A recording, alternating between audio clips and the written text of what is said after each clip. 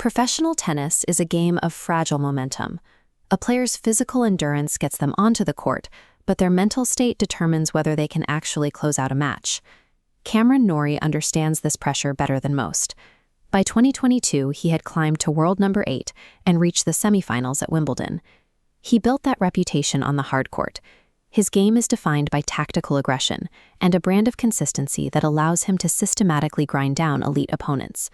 For years, Norrie was considered one of the most stable forces on the tour. That reliability is what made his sudden collapse in mid-2026 so difficult to explain. By May, that consistency disappeared. Instead of deep tournament runs, Norrie began facing abrupt first-round exits at majors like Roland Garros. The slump quickly became a 6-match losing streak. On this chart, you can see how his form fell off a cliff over 2 months. The statistical damage followed. His ATP ranking plummeted from the elite top 10 down to world number 39. In an individual sport, every subsequent loss compounds the internal pressure. The locker room becomes a quiet, isolating place when you can't win. A dip in form is expected in professional sports. 6 consecutive losses represent a career-altering crisis that requires a total tactical and mental overhaul. That overhaul began in late July 2026 at the Salaz Resort and Spa in Los Cabos, Mexico.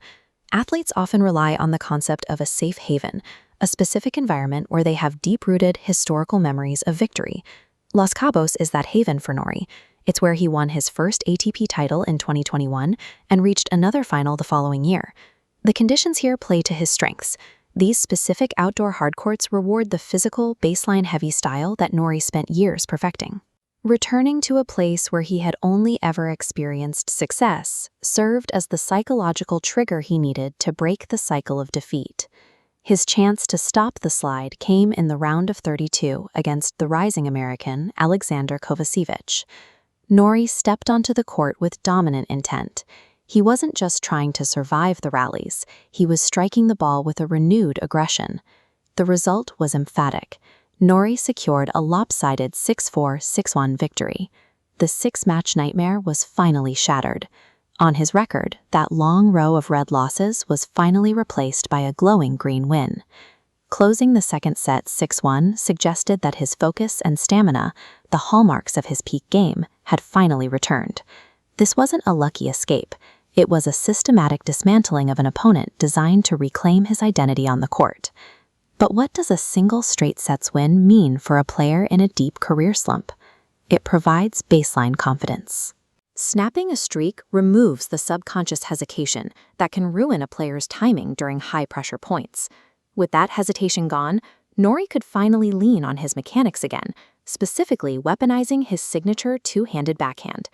This win provides the necessary footing for the grueling hard-court push leading into the US Open. In professional tennis, a single commanding performance in a familiar setting can be the specific moment a season-ending spiral finally finds its floor.